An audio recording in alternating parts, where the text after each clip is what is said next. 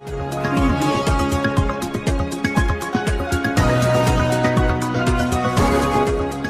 है laser news, सच की किरण। लोकप्रिय मुख्यमंत्री माननीय डॉक्टर मोहन यादव जी की अध्यक्षता में कैबिनेट की बैठक संपन्न हुई। कैबिनेट की बैठक की शुरुआत हो उसके पहले माननीय मुख्यमंत्री जी ने मध्य प्रदेश की वित्तीय स्थिति के बारे में बताया कि हमारे पास वित्तीय स्थिति बहुत अच्छी है हमारी, और सभी माननीय मंत्रियों से उन्होंने निवेदन किया कि अपने अपने विभाग की समीक्षा करें और वे सब कार्य जो बजटेड है उसमें पैसे की कमी नहीं है, सब समय सीमा के अंदर काम पूरा हो, इसके लिए अपने अपने विभाग की जितने भी आपके बजटेड कार्य हैं उसकी समीक्षा करें। और इसलिए मुझे प्रसन्नता है कि बहुत ऐसा छप रहा था कि राज्य की वित्तीय स्थिति खराब है। मैं मीडिया के बंधुओं से विशेषकर कहना चाहता हूं कि मध्य प्रदेश सरकार की वित्तीय स्थिति बहुत अच्छी है। हमारे पास सभी योजनाओं के लिए पर्याप्त पैसा है।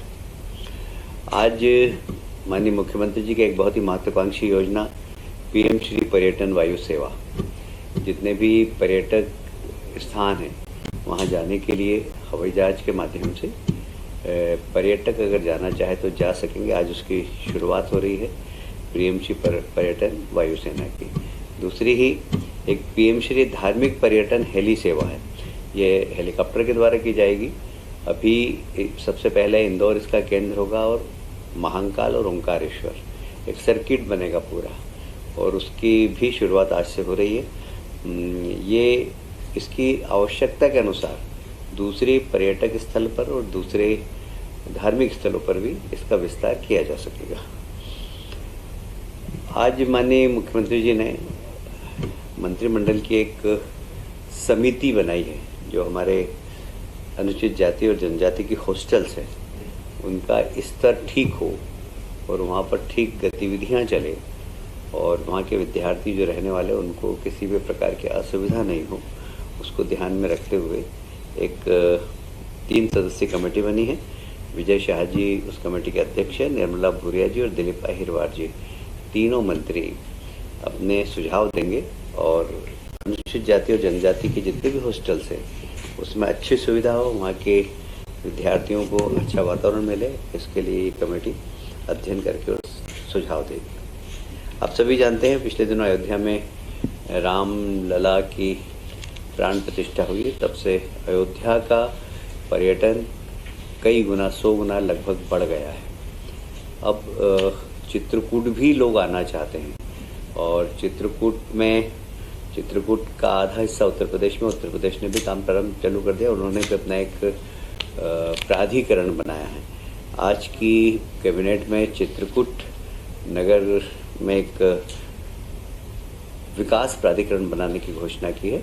उसमें पदों का सृजन किया जाएगा और प्रथम 20 करोड़ रुपए उनको कार्य संचालन हेतु दिए जाएंगे।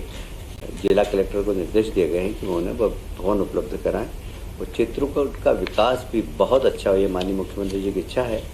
तो इसलिए इस प्राधिकरण के माध्यम से, क्योंकि वहाँ पर जो चित्रकूट का एरिया है उसमें नगरीय क्षेत्र भी है, ग्रामीण क्षेत्र भी है और अन्य विभाग भी है, उन सब के तालमेल के लिए बहुत ज़रूरी है कि एक प्राधिकरण बनाया जाए। तो ये प्राधिकरण बनाने के आज मंत्रिमंडल में निर्णय लिया गया है। मुरैना जिले में एक बहुत लंबे समय से अम्बा पीनट मार्ग पर एक उच्च स्तरीय पुल लंबित था। वह लंबित इसलिए हो रहा था कि वहाँ कौन सी योजना थी वो? नहीं, रिवाइज एस्टीमेट पे पर लंबित क्यों हो रहा था वो? उसका कारण था वहाँ पर कौन सी योजना है वो?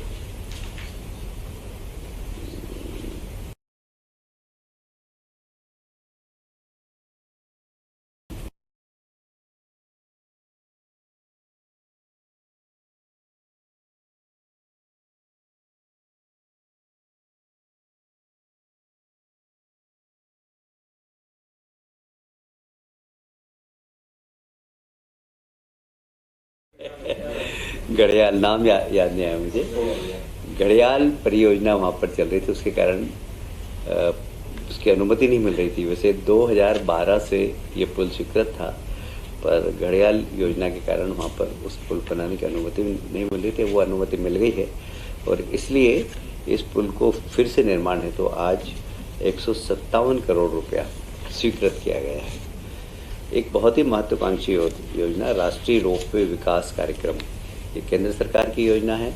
इसमें धार्मिक पर्यटक स्थल जितने भी वहाँ रोपवे बनाने की योजना है। ये योजना में राज्य सरकार और केंद्र सरकार दोनों के सहयोग से, वैसे तो ये योजना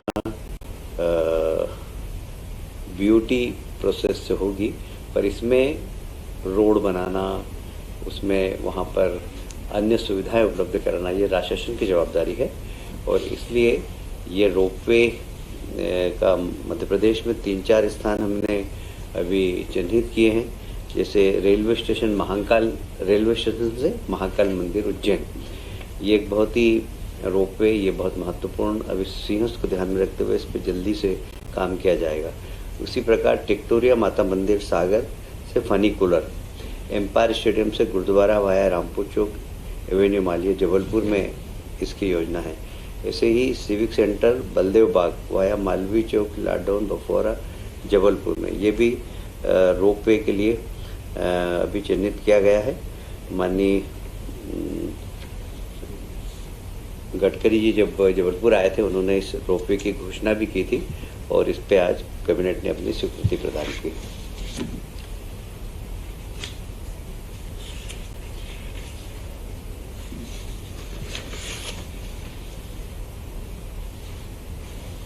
इसका उद्देश्य एक ही है सिर्फ कि पहाड़ी क्षेत्रों में जो हमारे धार्मिक स्थल है वहाँ काफ़ी भीड़ भाड़ होती है, तो रास्ते भी इतने व्यवस्थित नहीं बन पाते हैं, जिससे कि ये रोपवे के माध्यम से सुगम यातायात हो जाए। एक प्रधानमंत्री जी की जो ट्राइबल इलाके के अंदर समग्र विकास हो, तो उसमें पिछली बार भी हमने एक विषय को हमने कैबिनेट में पास किया था। इस बार फिर से वहाँ प्रत्येक ट्राइबल क्षेत्र के दूरस्थ इलाके तक भी सड़क का निर्माण केंद्र सरकार ने प्रति किलोमीटर 1 करोड़ रुपया निर्धारित किया है, और यदि इससे अतिरिक्त भी कुछ स्थानों पर राशि लगेगी तो उसको राज्य शासन देगी। यह वे सब ट्राइबल इलाके जो दूरस्थ इलाके के अंदर हैं, ये प्रधानमंत्री जी की बहुत महत्वाकांक्षी योजना है। इसमें राज्य सरकार ने निर्णय लिया है कि केंद्र सरकार के द्वारा मिलने वाली राशि के अतिरिक्त जितनी भी राशि लगेगी वह राज्य सरकार उसको वहन करेगी। एक और महत्वपूर्ण विषय जो कि विश्वविद्यालय के जो कर्मचारी हैं उनको वेतन तो मिल रहा था 7वें वेतन आयोग से, पर उन्हें पेंशन 6ठे वेतन आयोग से मिल रही थी। इसलिए आज कैबिनेट ने निर्णय लिया है कि 7वें वेतन आयोग से उनको पेंशन मिले। ये विश्वविद्यालय के कर्मचारियों की बहुत पुरानी मांग थी। ऐसे ही प्रधानमंत्री ने जब केन बेतवा लिंक परियोजना नदी जोड़ो अभियान के अंतर्गत घोषणा की थी और हमारे लोकप्रिय मुख्यमंत्री जी और राजस्थान और केंद्र सरकार के मंत्री के बीच में एमओयू हुआ था, तो उसमें हमारा एक बहुत ही यूपी, एमपी और राजस्थान तीनों थे उसमें, तो उसमें बहुत ही अभी हमारे यहाँ इसमें जब 2004 में भारतीय जनता पार्टी ने सरकार बनाई, उस वक्त मध्य प्रदेश की सिंचाई क्षमता मात्र 7 लाख हेक्टेयर थी। आज लगभग 45 लाख हेक्टेयर से ज़्यादा है। इस योजना के माध्यम से 6,57,364 हेक्टेयर, मैं फिर से रिपीट करता हूँ, 6,57,364 हेक्टेयर सिंचाई इसमें सिंचित होगी। और इस योजना से बुंदेलखंड क्षेत्र के छतरपुर, टीकमगढ़, निवाड़ी, पन्ना, दमोह, सागर, दतिया एवं बेतवा बेसिन के, और वैसे ही विदिशा, शिवपुरी, रायसेन जिले के सूखा क्षेत्र को सिंचित करने का काम होगा। ये बहुत ही, और इसकी आबादी प्रभावित होगी, लगभग 44 लाख आबादी प्रभावित होगी। प्रधानमंत्री कृषक मित्र योजना के अंतर्गत सोलर कृषि पंप के अंतर्गत ग्रामीण क्षेत्र के किसानों को ये सोलर पंप मिले, इसका माननीय मुख्यमंत्री जी ने नाम परिवर्तित किया। अब इसका नाम होगा प्रधानमंत्री कृषक मित्र सूर्य योजना। इस योजना के अंतर्गत दूरस्थ स्थानों पर जहां हमारे किसान रहते हैं उन्हें सोलर पंप के माध्यम से बिजली उपलब्ध कराना, ये उसका उद्देश्य है। हम 100% किसानों के खेतों तक कैसे बिजली पहुंचा सकें, या तो हमारे हाइड्रो पावर की बिजली, और यदि कोई दूरस्थ स्थानों पर इंफ्रास्ट्रक्चर ज़्यादा लग रहा है तो वहाँ सोलर उपलब्ध, सोलर के माध्यम से उनके खेतों पर बिजली पहुँचाएँगे। आज की कैबिनेट के निर्णय की यही निर्णय थे जो मैंने आपको सुना है। विश्वविद्यालय आज